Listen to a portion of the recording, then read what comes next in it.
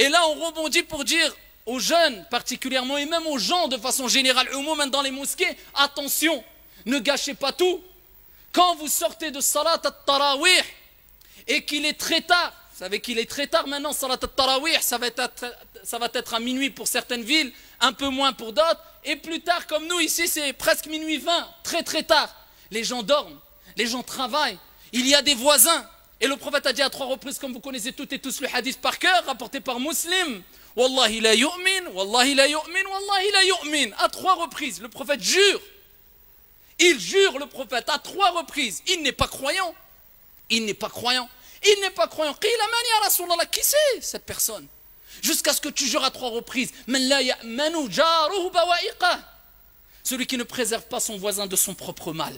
Du bruit, des insultes, le fait de mal se garer, eh bien sache que le prophète a dit à 3 reprises, il n'est pas, c'est-à-dire il n'a pas complété sa foi, il a un khalal, une déficience grave dans sa foi. Bien qu'il puisse prier toute la nuit, jeûner toute la journée, faire des invocations, lire le Coran, eh bien ça reste quelqu'un qui a une déficience grave dans sa foi.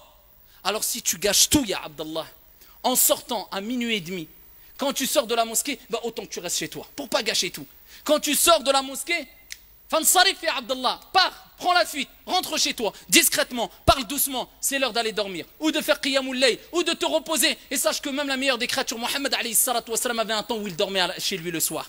Donc rentre chez toi, repose-toi, retrouve ta famille, salli salat al-fajr à l'heure, et ensuite ici repose-toi ou va à tes activités, mais ne dérange pas les gens. Et je m'adresse aussi aux jeunes dans les cités, qui quelquefois ont tendance à rester très tard la nuit, pendant le mois du Ramadan, en attendant la prière de l'Fajr.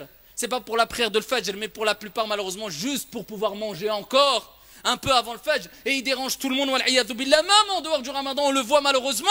Et des gens qui se disent musulmans avec tout le respect qu'on leur doit, et on sait qu'il y a un grand bien dans les jeunes de cité, et on ne généralise pas, mais il y a toujours des petits groupes qui pensent que l'islam c'est une mode, et c'est une tenue vestimentaire, ou encore une barbe ou un qamis, simplement ça se limite à ça l'islam, catastrophique.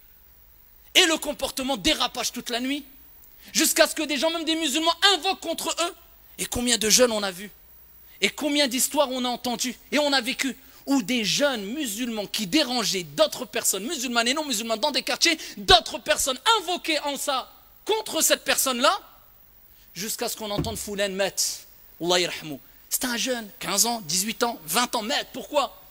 Et parmi les invocations qui ne sont pas rejetés, da'watul mazloum, celui qui est opprimé, tu lui fais une injustice, tu lui prives de son droit, tu le prives de dormir, de se reposer. Et maintenant on respecte que très peu les parents, je parle des jeunes dans les cités, et on pense que la religion c'est simplement une étiquette.